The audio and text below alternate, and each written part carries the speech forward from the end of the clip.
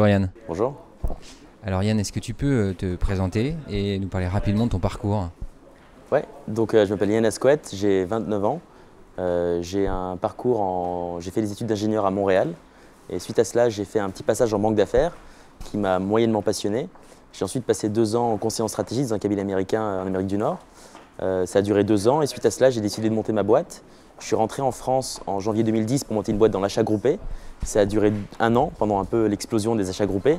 Puis rapidement, le secteur m'a moins intéressé parce que c'est un secteur qui était très concurrentiel, avec pas beaucoup de valeur ajoutée pour les acteurs de l'achat groupé.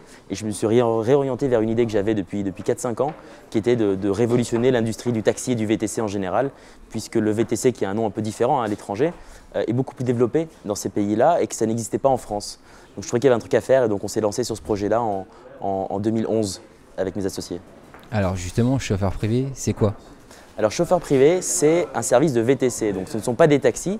Les VTC, c'est quoi? C'est des véhicules que vous devez commander à l'avance et pour lesquels on vous annonce un prix fixe lors de la commande. Voilà pour les différences principales.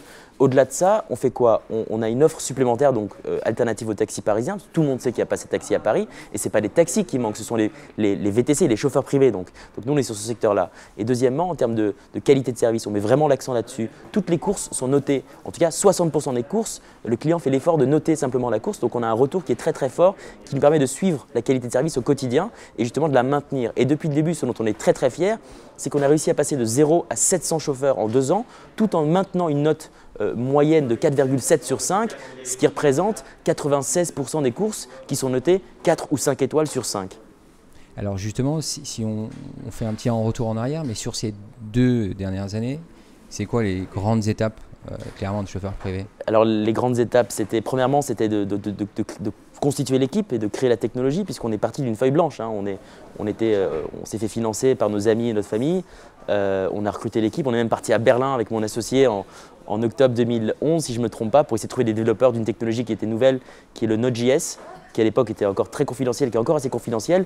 C'est très très dur de trouver des développeurs dans ce domaine-là. Donc on est parti dans une conférence obscure à Berlin avec mon associé, alors qu'on n'est pas développeur nous-mêmes, donc c'est assez folklorique.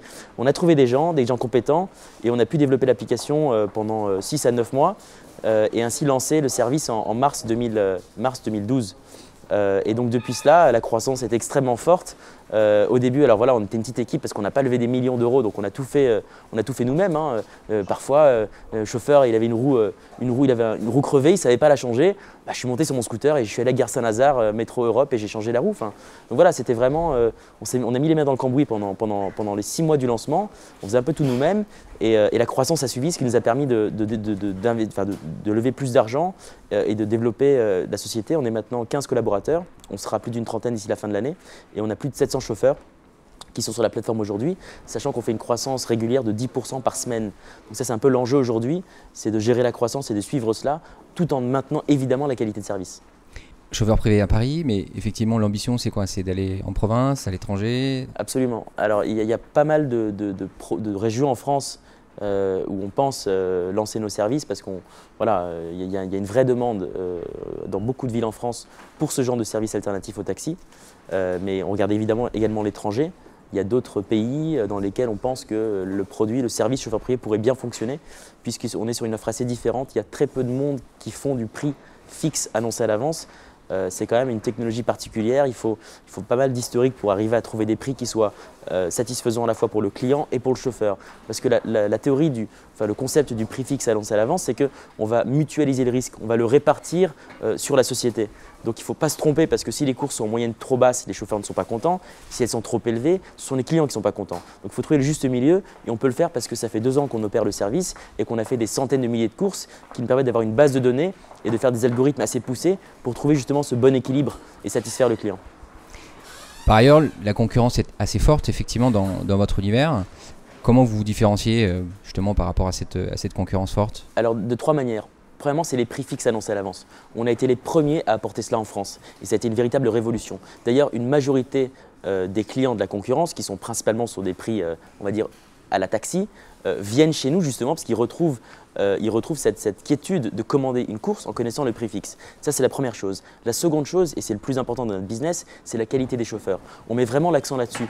On rencontre scrupuleusement, individuellement, tous nos chauffeurs au préalable. Donc il y a vraiment un filtre assez important. Ensuite, il y a une formation qui est extrêmement rigoureuse. Et puis troisièmement, il y a un suivi sur cette formation et sur cette qualité de service. Donc le deuxième point, c'est la qualité de service et les chauffeurs. Et le troisième point, ce sont des innovations qu'on va apporter dans cette industrie-là qui n'existent pas encore. Par exemple, il y a quelque chose qui va sortir d'ici 1 ou 2 mois tout au plus, c'est un programme de fidélité.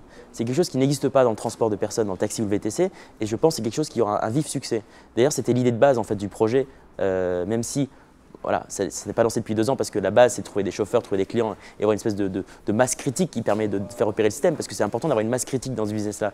Mais l'idée, c'est de lancer un programme de fidélité qui soit révolutionnaire et qui soit aussi satisfaisant que des programmes comme Starwoods, par exemple, je ne sais pas si vous connaissez, qui sont une chaîne d'hôtels américaine qui est connue comme étant le meilleur programme de fidélité où vous êtes extrêmement bien servi si vous êtes un client à forte consommation. Parce que les taxis, les VTC, c'est une industrie qui est très similaire à celle-ci puisque vous avez un très faible nombre de clients qui font énormément de courses. Donc pour schématiser, hein, c'est le fameux 80-20, sauf que là, ce n'est pas 80-20, c'est 5-90. Vous voyez. Donc ce programme de fidélité permettra de servir mieux ces clients qui sont extrêmement importants pour nous et de les fidéliser par des services en plus et par des attentions particulières. Yann, la clientèle en fait, de chauffeurs privés, c'est des particuliers ou c'est des entreprises? Alors aujourd'hui, c'est principalement des particuliers parce que c'est le cycle de vente le plus court, n'est-ce pas? Vous prenez la voiture, vous en parlez à votre ami, il s'inscrit, il commande également. Mais on a également un produit entreprise, donc des abonnements entreprises qui sont des abonnements sans frais fixes où on va apporter un service en plus, c'est-à-dire une disponibilité prioritaire, un paiement en fin de mois, une facture centralisée. Donc ça marche extrêmement bien et on est en train de la développer. Et il y a beaucoup de demandes parce qu'on sait tous que les abonnements taxi aujourd'hui à Paris sont des abonnements extrêmement onéreux. Et nous, on arrive avec des réductions de coûts de l'ordre de 20 à 40%, avec une augmentation de la qualité de service également. Donc ça, pour les offres entreprises, c'est quelque chose qu'on développe énormément en ce moment.